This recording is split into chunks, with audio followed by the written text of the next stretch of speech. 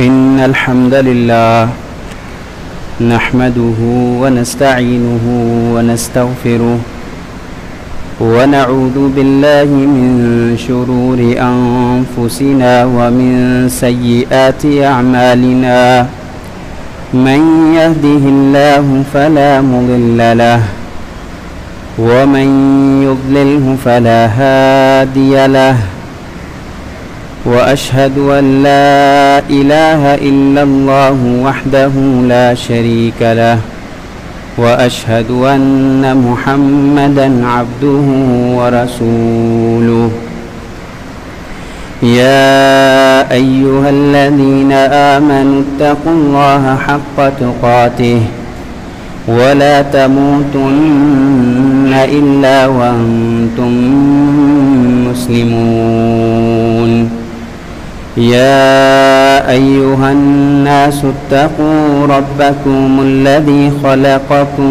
من نفس واحدة وخلق منها زوجها وبث منهما رجالا كثيرا ونساء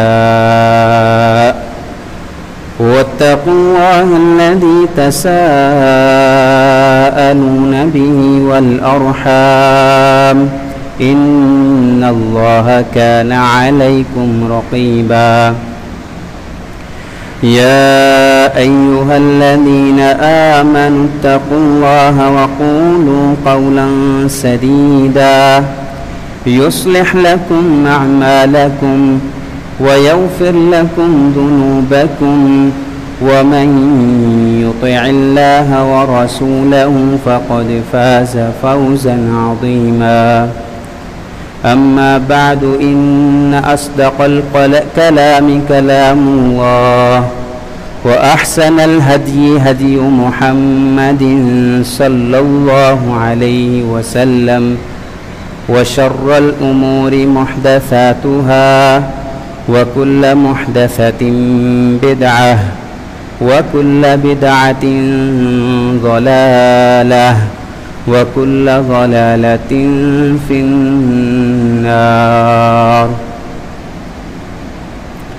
قال الله سبحانه وتعالى في كتابه الحكيم أعوذ بالله من الشيطان الرجيم يا أيها الذين آمنوا قوا أنفسكم وأهليكم نارا وقودها الناس والحجارة عليها ملائكة غلاظ شداد لا يعصون الله ما أمرهم ويفعلون ما يؤمرون. ہر قسم کی تعریفات، تسبیحات، تمجیدات، تحلیلات اللہ احکم الحاکمین وحدہ لا شریک لہ کی ذات گرامی کے لیے ہر قسم کا درود و سلام پیارے نبی خاتم النبیین محمد الرسول اللہ صلی اللہ علیہ وآلہ وسلم کی ذات اقدس پر ہو.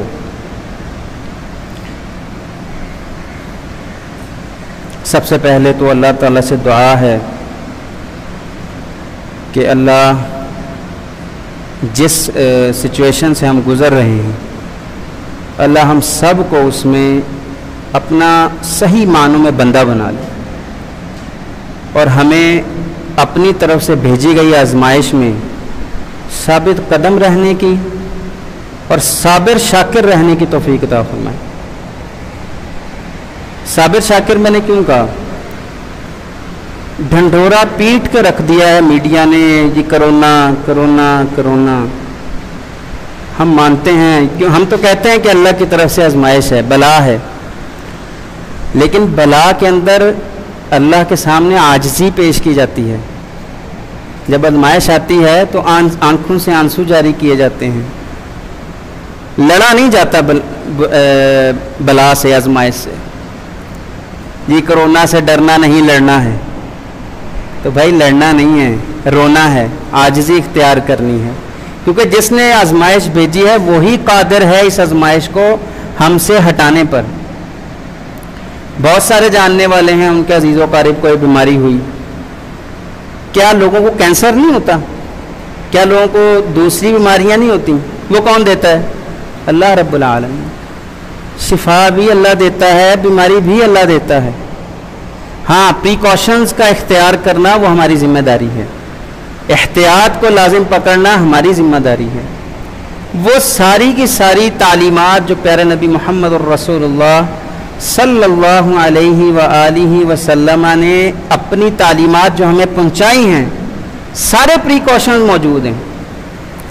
سب سے پہلے اٹھ کے کیا کرنا ہے؟ برتن میں ہاتھ نہیں ڈالنا۔ جب سو کے اٹھتے ہیں تو کیا فرمایا؟ ڈائریکٹ برتن میں ہاتھ نہیں ڈالنا۔ اس وقت چونکہ پانی کے استعمال کا ذریعہ برتن تھے، یہ نل نہیں تھے، تو پانی ڈالنے سے منع کیا کہ ڈائریکٹ پانی میں ہاتھ نہیں ڈالنا۔ کیوں؟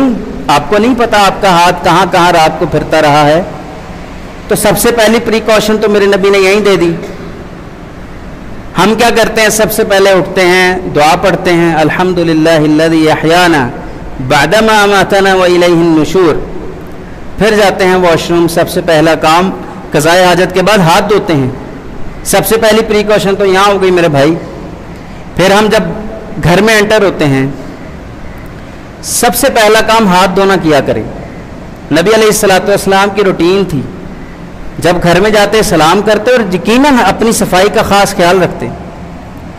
اور ہم اگر میں آزمودہ چیز ہے، جب بھی گھر جاتے ہیں، میرا چھوٹا سا بیٹا ہے وہ سب سے پہلے کہے گا وہ ہاتھ، کوئی لفظ نہیں آتا اس کو پتہ ہے اس نے آنا ہے، اس نے جانا ہے واش روم ہاتھ دھونے، وہ پہلے کہہ دیتا بابا ہاتھ، آپ ہاتھ دھو لیں جا کے۔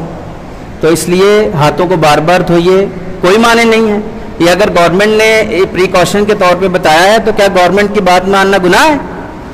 لوگ سمجھتے ہیں کہ پتہ نہیں ہم پہ مسلط کر دی گئی یہ چیز، کچھ نہیں ہے، یہ ہماری خود کی حفاظت ہے۔ ہاتھ دھوئیں اچھی، بلکہ وضو کریں۔ میں تو کہتا ہوں نبی علیہ الصلوۃ والسلام نے فرمایا ہر وقت جو وضو میں رہتا ہے کوئی انسان نہیں رہ سکتا سوائے مومن کو۔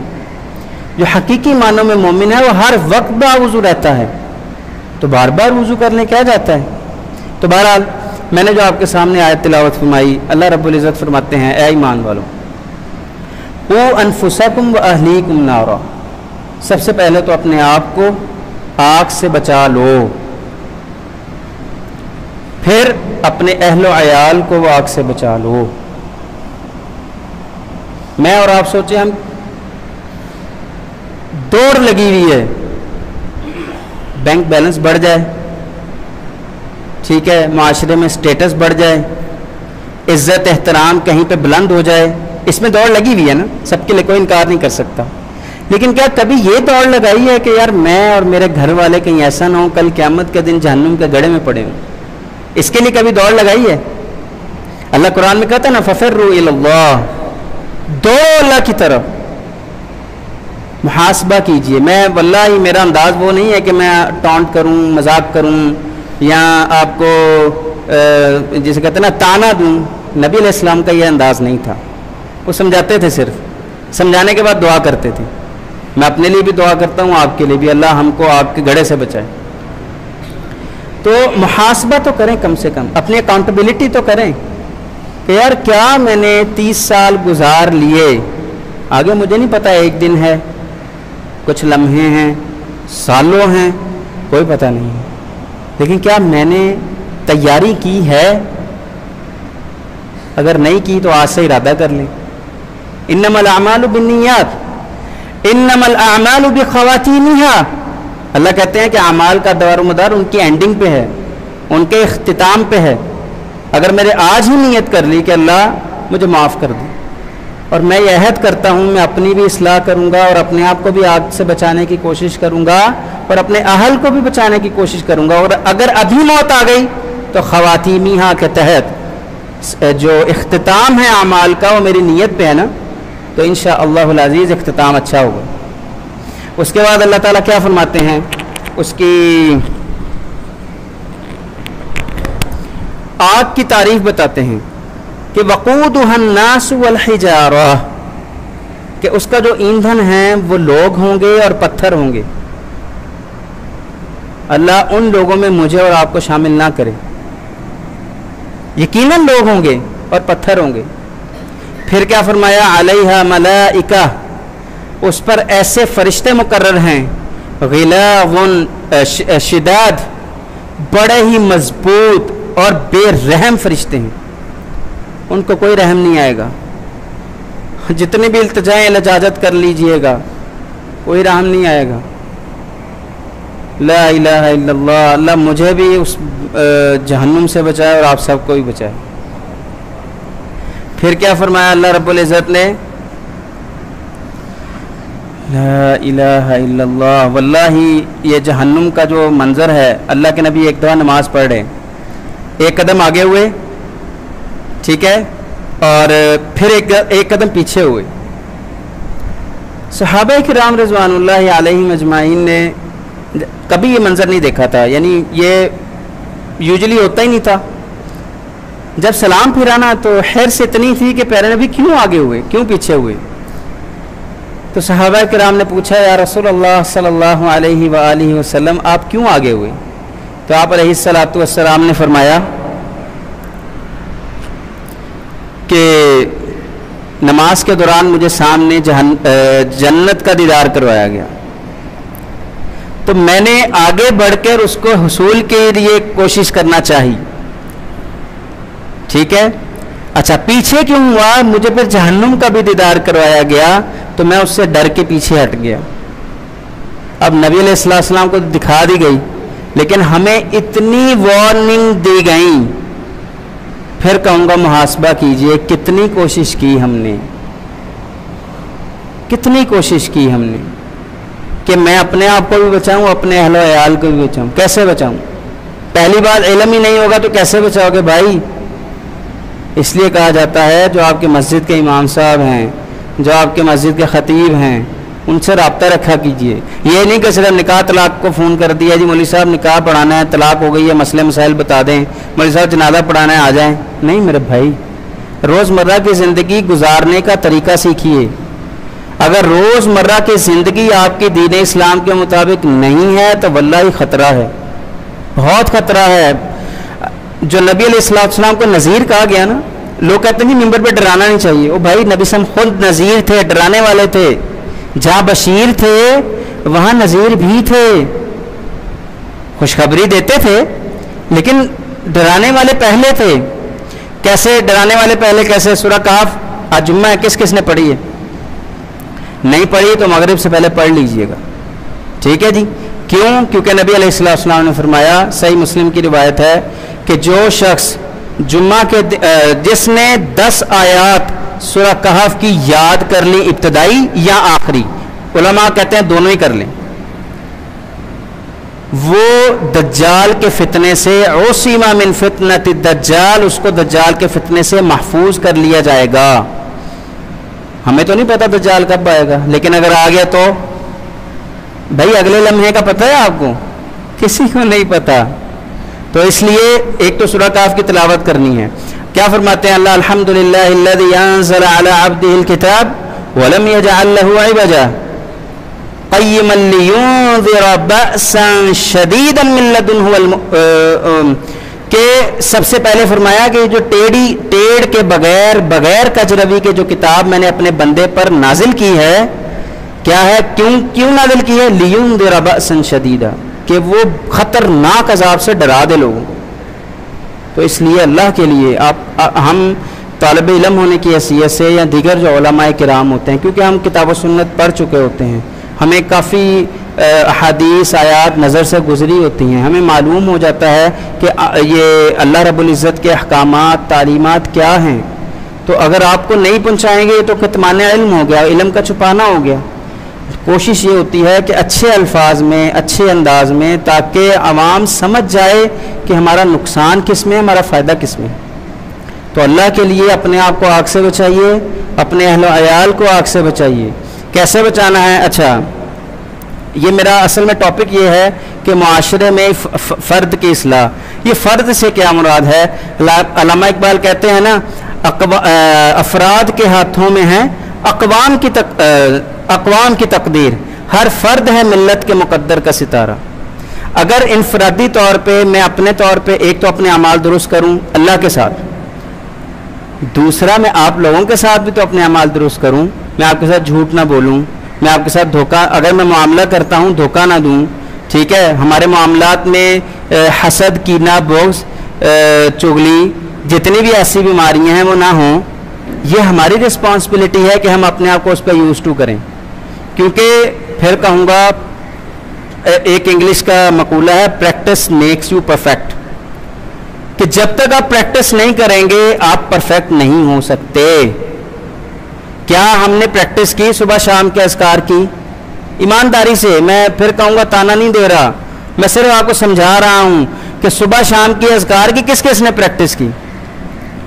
ہم مسلمان ہیں نا, ہمارا یقین ہے ہمارا رب ہے. میں ڈیلی پڑھتا ہوں رضیت باللہ ربا وبالاسلام دینا وبمحمد النبی الرسول. اللہ میں آپ کے رب ہونے پہ راضی ہوں. رب کون ہوتا ہے؟ جو بندے کے تمام معاملات کو جانتا ہے, اس کے تمام معاملات کی تدبیر کرتا ہے, اس کے تمام معاملات کی کیئر کرتا ہے. جب ہم کہہ لیا کہ اللہ ہم راضی ہیں, تو پھر شکوک و شبہات کس بات کے؟ یعنی اگر پریشانی آ جائے تو ہم بلیم کرنا شروع ہو جاتے ہیں. ٹھیک ہے, مثال ہے, آج کل بڑے پریشان ہیں لوگ کہ الیکٹرک سے لائٹ جاتی ہے, ٹھیک ہے, لیکن کیا ہم نے سوچا کہ ہم اپنے رب سے کتنے معاملات میں چوری کرتے ہیں؟ ہم اپنے جو لائٹ کا بریک ہوتا ہے, بریک ہو جاتی ہے, ہم نے اللہ سے اپنا تعلق کب سے بریک کیا ہوا ہے؟ میرے کہنے کا مقصد یہ ہے کہ پریشانیاں اس شخص کو آتی ہیں جس کا تعلق اللہ سے کمزور ہوتا ہے. اللہ کے نبی علیہ السلام فرمایا عجبا لامر المؤمن, مومن کا معاملہ بڑا ہی عجیب ہے. ان اصابتہ السراء شکر وان اصابتہ الضراء صبر, کہ جب اس کو کوئی خوشی پہنچتی ہے وہ کیا کرتا ہے؟ الحمدللہ. یہ کلمات ضرور کہتا ہے. میں نے شاید آپ کے پچھلی دفعہ جب آیا تھا, کوئی درس تھا مجھے یاد ہے, تو میں نے ہو سکتا ہے وہاں پہ یہ مثال دی ہو. آپ میں سے کتنے لوگ ہیں دودھ جب خریدتے ہیں, جاتے ہیں نا دکان پہ لینے, تو جب لے لیا تو الحمدللہ کہتے ہیں؟ کتنے لوگ ہیں؟ بہت کم ہیں ہمارے معاشرے. میں سمجھا یہ رہا ہوں میرے بھائی, اپنی زندگی کو آسان کرو, اپنی زندگی کو اللہ رب العزت کے تعلیمات کے تابع کرو گے, دنیا میں بھی بچ جاؤ گے, آخرت میں بھی بچ جاؤ گے. جو اللہ کہتا ہے نا قوا انفسکم واہلیکم نارا, ہر پریشانی سے دنیا میں بھی بچ جاؤ گے, آخرت میں بھی بچ جاؤ گے. کیوں؟ اللہ کہتا ہے لئن شکرتم لازیدنکم, اگر تم شکریہ ادا کرتے رہو گے نا, یعنی میرے پاس ایکسپریشنز نہیں ہیں, بہت زیادہ دوں گا. یہ جو لازیدنکم یعنی بے حد اور حساب زیادہ کر کے دوں گا, پھر بھی شاید مانا حق ادا نہ ہو. اچھا جی, جس بندے نے دودھ خریدا الحمدللہ کا شکریہ ادا کیا, میں نے کنٹینیوس وہاں سے شروع کیا عجبا لامر المؤمن ان اصابتہ السراء شکر, کہ جب اس کو کوئی خوشی پہنچتی ہے, کوئی آسانی پہنچتی ہے, آسائش پہنچتی ہے, کوئی دل کے راحت اور سکون کی کوئی موقع میں اثر آتا ہے, تو وہ کیا کرتا ہے؟ اللہ کا شکریہ ادا کرتا ہے. اس میں کرنٹ ہے بھائی, خیال کیا کرو یار, پتہ چلے مولوی صاحب لڑک گئے. بارہ اللہ محفوظ فرمائے ہم سب کو. تو لیا, تھیلی لی, یا کوئی بھی نعمت جب آپ نے کہہ دیا الحمدللہ, جب اللہ اور یقین ہے آپ کو کہ اللہ میں نے تیرا شکریہ ادا کیا ہے تیری اس نعمت پہ, تو اللہ آپ کو ہر صورت زیادہ دے گا. یہ ہے بلیف سسٹم, یہ ہے ایمان, عقیدہ, رسوخ فی العقیدہ, یہ ہے وہ چیز. جب تک یہ نہیں ہوگا پھر یہ ہم شکوے شکایتیں کرتے رہیں گے کہ الیکٹرک بجلی لے گئی, ٹھیک ہے, واسا والے یہ جو واٹر بورڈ والے پانی لے گئے, ٹھیک ہے, اور سڑکیں ٹوٹی ہوئی ہیں. بہت شکوے ہیں, بہت زیادہ شکوے ہیں. لیکن اللہ کا شکریہ بہت کم ہے.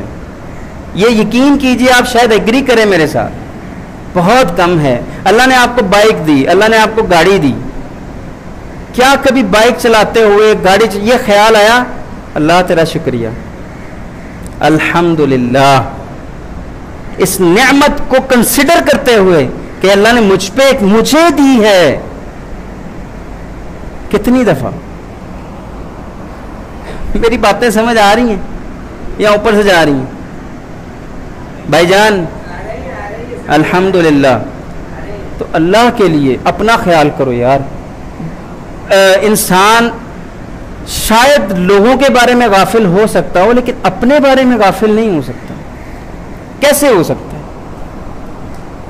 یعنی تعجب ہے. مجھے معلوم ہے کہ اگر یہ کام کروں گا مسئلہ ہوگا، میں پھر بھی کروں. تعجب نہ ہو تو کیا ہو؟ اچھا، اگلا حدیث کا پارٹ کیا تھا؟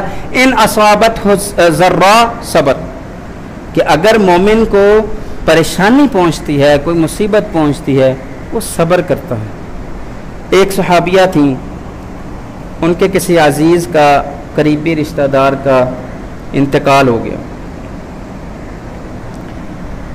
وہ قبر پہ رو رہی ہیں. اس وقت امید یہی ہے کہ قبر پہ عورتوں کا جو جانا تھا، کیونکہ عورتوں کا جانا جائز ہے، لیکن یہ کہا کہ زیادہ مت جایا کریں، کثرت سے مت جایا کریں. تو نبی علیہ السلام کا اس کے قریب سے گزر ہوا تو آپ نے کہا آپ صبر کریں. اب نبی علیہ السلام پیچھے تھے، وہ قبر کی طرف تھی، تو اس نے دھیان نہیں دیا کہ کون سی ہستی مجھے کہہ رہی ہے. تو اس نے کہا آپ جائیے، آپ کو کیا پتا میرا درد اور میری تکلیف کیا ہے. ورنہ اس کو پتہ ہوتا کیا وہ نبی پاک کوئی الفاظ کہتی؟ میرا نہیں خیال ہے، کیونکہ ہم نے کبھی نبی پاک کو دیکھا نہیں ہے، لیکن ہم سوچ بھی نہیں سکتے کہ ایک کلمہ ایسا نکل جائے جو ان کی شان میں گستاخی والا ہو. تو وہ تو وہاں موجود تھیں. ٹھیک ہے بھائی. تو خیر بتانے والے نے بتایا کہ جو کہہ رہے تھے بھائی وہ نبی علیہ السلام تھے. تو پریشان ہو گئی، بھاگی بھاگی گئی، دروازے پہ پہنچی تو نبی علیہ السلام، وہاں پہ نبی علیہ السلام نے ایک جملہ فرمایا، کہا انما الصبر عند الصدمۃ الاولى. پہلی دفعہ میں جب آپ کو وہ چوٹ پہنچی ہے نا، وہیں پہ صبر کر لیا جائے، وہ ہے حقیقی معنوں میں صبر. رو پیٹ لیا، شکوے شکایتیں کر لیں، پھر کہا اچھا چلو صبر کرتے ہیں. نہیں میرے بھائی، اللہ کو مطلوب یہ ہے کہ فوراً اور فوراً کیا ہے یہ بھی میں بتا دوں. اللہ نے قرآن میں فرمایا اذا اصابتہم مصیبہ قالوا انا للہ و انا الیہ راجعون. جب بھی ان کو مصیبت آتی ہے، کوئی بھی پریشانی آتی ہے، ان کی زبان سے کوئی کلمہ نہیں نکلتا سوائے انا للہ و انا الیہ راجعون. ہم تو ہیں ہی اللہ کے بندے، ہم نے جانا ہی اسی کی طرف لوٹ کے ہے، تو پھر پریشانی کس بات کی؟ بھائی بات سمجھ آئی ہے؟ تو یہ وظیفہ اس کی زبان سے نکلے گا جس کے روز اور شب اللہ کی بندگی میں گزریں گے، ورنہ نہیں نکلتا. آپ یقین، یہی تو کہہ رہا ہوں، پریکٹس میکس یو پرفیکٹ. جب پریکٹس ہی نہیں ہوگی تو کیسے پرفیکشن آئے گی؟ تو اس لیے اپنی اصلاح کریں، میں بھی کروں، آپ بھی کریں. یقین کریں، ایک تو اچھا گمان تو رکھنا چاہیے. نبی علیہ السلام کی حدیث ہے احسن ظنک باللہ، کہ آپ اللہ سے اچھا گمان رکھیں، لیکن گھمنڈ تکبر میں نہ آ جائیں. مثال کے طور پہ میں نے پریکٹس کی، مجھے کوئی مصیبت آئی، میں نے کہا انا للہ و انا الیہ راجعون، فوراً شیطان نے اندر آ کے تیر لگایا، واہ یار بڑا پکا مومن ہے. تو یہ بھی نہیں کرنا. عاجزی کیا ہے؟ اللہ تو نے توفیق دی، میری تو کوئی اوقات ہی نہیں تھی. یہ کلمات نکالنے کی کوئی حیثیت ہو تو پھر ہے نا، میری تو کوئی حیثیت ہی نہیں تھی. مالک آپ کا شکریہ، ہاں آپ کا کرم، ہاں آپ کا احسان. اور بھائی آج کے جمعے کا خلاصہ صرف اتنا ہے، اپنے آپ کو بچاؤ، اپنے اہل و عیال کو بچاؤ. پلیز اپنا خیال رکھو، لوگوں کا خیال رکھو، کسی کو تکلیف مت پہنچاؤ. اچھا یہ تکلیف سے مراد ایک اور چیز، کہیں اور ہی کوئی معنی نہ لے لیں. ابھی آج کل اسلام آباد میں ایک بڑا شور ہے مندر بننے کا. ہمارے آباء و اجداد نے قربانی کس نام پہ دی؟ ہم انڈیا سے آئے نا، ہم پاکستان کے تو نہیں تھے. کیوں آئے؟ جو ایک تصور پیش کیا گیا وہ کیا تھا؟ دو قومی نظریہ تو گیا تیل لینے. دو قومی نظریہ کیا تھا؟ ہم کسی مذہب کی توہین نہیں کرتے بھائی. میرے اللہ نے کہا ہے اگر تم ان کے الہوں کی توہین کرو گے وہ تمہارے الہ کی توہین کریں گے. ہم نہیں کرتے. نہ ہی ہم اس بات کو جائز اور حلال سمجھتے ہیں کہ کوئی ہماری سرزمین پر، ٹھیک ہے جو پہلے سے قائم شدہ عبادات ہیں، اسلام کہتا ہے وہ ٹھیک ہے، وہ اپنی عبادت کریں، جزیہ دیں وہ رہیں، وہ ٹیکس دیں وہ رہیں، ہمارے ملک کے شہری ہیں، ہم ان کا احترام کرتے ہیں اس لیول سے کہ وہ ہمارے ملک کے شہری ہیں، لیکن ان کو مزید عبادت گاہ بنانے کی اجازت نہیں دی جا سکتی. کیا اس سے اس کی توہین ہو گئی؟ آپ جانتے ہیں ہم تو اپنے، میں جامع بکر میں پڑھا ہوں، ہمارا جو خاکروب تھے جو ہماری صفائی جامعہ کی کرتے تھے وہ عیسائی تھے. اب یقین ماننے انتہائی پنکچوئل انسان، کبھی چھٹی نہیں کی اس نے. اور میں نے دیکھا طلبہ اس کے ساتھ کتنے پیار اور محبت سے، حتیٰ کہ ہمارے اساتذہ تھے اس کو اسلام کی بھی دعوت اچھے انداز میں دعوت دیتے تھے. آج بھی آپ جائیں بابا بشیر، شاید مجھے امید ابھی بھی حیات ہوں گے، وہ اس کا اخلاق دیکھیے گا. ہم احترام کرتے ہیں لیکن یہ اجازت نہیں دی جا سکتی کہ آپ مزید نئے مندر اور گردوارے اور فلانے دھمکانے بناتے پھریں. کیا اس کی مخالفت کرنا میرے اخلاق کو گرا دیتا ہے؟ نہیں بھائی، یہ میرا مذہبی حق ہے. جب میرا دادا کٹا تھا اس نام پہ کہ پاکستان کا مطلب کیا، لا الہ الا اللہ، جب وہ کٹ گیا مر گیا اس وقت آپ کو بہتا ہوا خون نظر نہیں آیا تھا؟ اب آپ کہیں کہ ہم ان بتوں کو کہ جس کو میرے نبی نے توڑا تھا ہم اس کو رکھنے کی اجازت دے دیں آپ کو؟ ہم پروٹیسٹ بھی نہ کریں، ہم مخالفت بھی نہ کریں، ہم منہ پہ ٹیپ لگا لیں؟ تو میں نے جو کہا تکلیف نہیں دینی بھائی. فزیکلی کسی کو انسلٹ مت کریں، کسی کو ایسے الفاظ سے مت تکلیف دیں کہ اس کا ہرٹ ہو، لیکن جو ہمارا مذہبی حق ہے ہم اس کا پورا استعمال کرنا ہمیں آنا چاہیے. اگر نہیں آئے گا تو پھر کیسے؟ ٹھیک ہے، پھر کل وہ لبرلز کھڑے تھے وہاں اسلام آباد میں ان کو ڈیفینڈ کرنے کے لیے. وہ چند جو ٹولہ اٹھتا ہے اور ہر برائی کو ڈیفینڈ کرتا ہے، وہ حقوق نسواں کے نام پہ بے حیائی کو بھی ڈیفینڈ کرے گا. وہ جی قادیانیوں، حتیٰ کہ ایک گیا مائک لے کے اس نے کہا آپ کا قادیانیوں کے بارے میں کیا خیال ہے؟ مجال ہے کسی ایک لڑکی یا لڑکے نے منہ سے یہ لفظ اس نے کہا ہمارا کانسٹیٹیوشن یہ کہتا ہے کہ قادیانی غیر مسلم ہے، آپ مانتے ہیں؟ اس نے کہا آپ کنٹروورشل بات نہ کریں. اور کون سی متنازع بات بھائی؟ جو میرے نبی کی حرمت کو پامال کرے تم کہو یہ متنازع بات ہے؟ تو یہ تکلیف والی باتیں نہیں ہیں. میرا کہنے کا مقصد یہ ہے، ہرٹ کرنے کا مقصد، ہم ایک تو مسلمانوں کو ہرٹ نہ کریں، ٹھیک ہے، غیر مسلموں کو بھی نہ کریں. دعوت دیں تو اچھے انداز میں دیں. اللہ قرآن میں کیا کہتا ہے؟ ادعو الی سبیل ربک بالحکمت والموعظہ.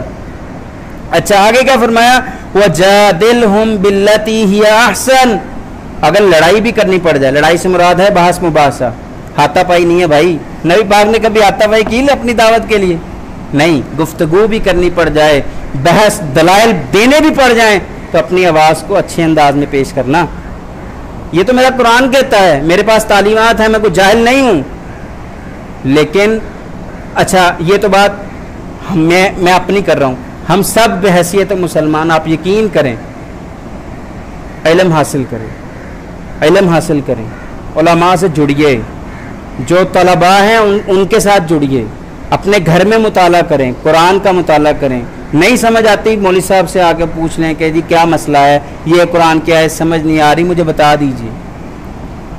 یہ حدیث میں نے پڑھی ہے، مجھے یہ والا معنی سمجھ نہیں آ رہا، مجھے بتا دیجیے. استاد کے بغیر سیکھنے کے ہم نہیں کہتے کہ آپ پڑھیں سیکھیں، لیکن پڑھ تو سکتے ہیں نا. جو چیز سمجھنا ہے وہ آ کے سیکھیں.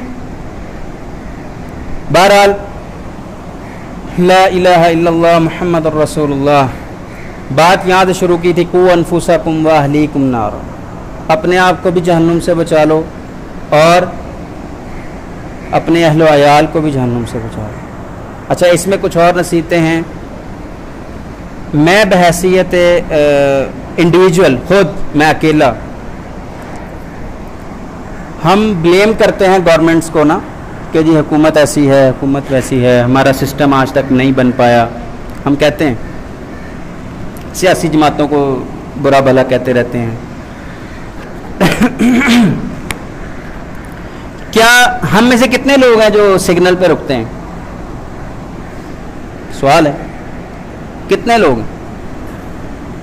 ایمانداری سے، یہ کوئی میں پھر کہوں گا تانا نہیں دے رہا، کتنے لوگ ہیں ذرا ہاتھ تو کھڑا کریں جو سگنل پہ رکتے ہیں، جو کہتے ہیں یار نہیں بند ہے، لال بتی ہے. ٹھیک ہے، یعنی 20% بھی نہیں ہے، شاید 20 تو بہت زیادہ کہہ رہے، 10% بھی نہیں ہے. تو پھر گورنمنٹ کیا کرے بھائی؟ کیا کرے گورنمنٹ؟ میری بات سمجھیں آپ. اور بھائی جہنم آفٹر ڈیتھ ہے، لیکن دین اسلام تو بیفور ڈیتھ ہے نا آپ کے لیے. اس کو فالو ابھی کرنا پڑے گا، پھر ہی جا کے آفٹر ڈیتھ آپ آگ سے بچ پاؤ گے.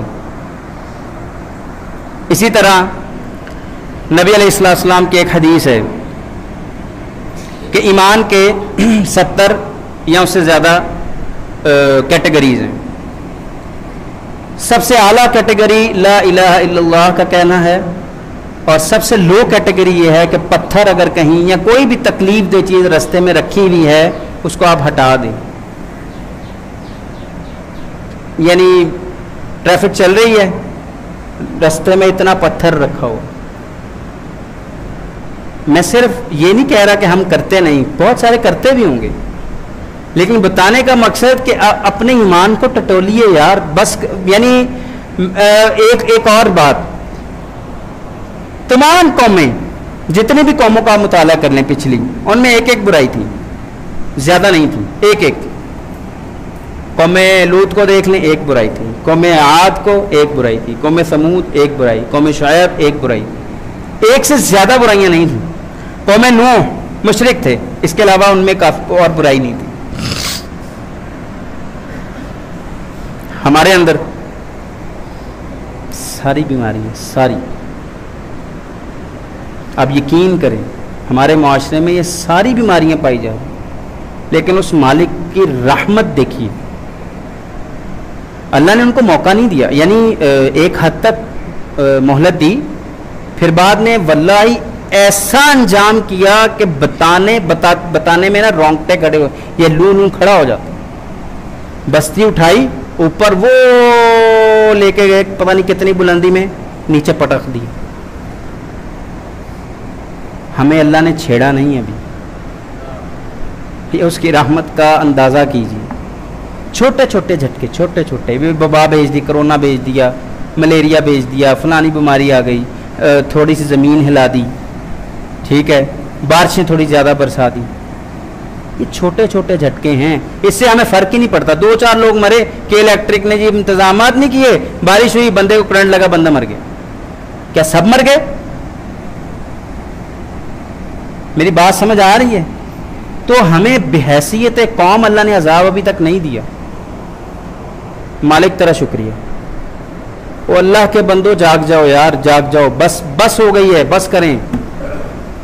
یہ تو میں ایک انسان ہونے کے ناطے سے کہہ رہا ہوں، لیکن مالک کی رحمت کا آپ اندازہ کیجیے، وہ کتنا رحیم ہے یار، کتنی مہلت دے رہا ہے. پلیز اس مہلت کو پہچانیے. اللہ مجھے بھی توفیق عطا فرمائے، آپ کو بھی توفیق عطا فرمائے. اقول قولی ھذا استغفر اللہ لی ولکم ولسائر المسلمین فاستغفروہ انہ ھو الغفور الرحیم.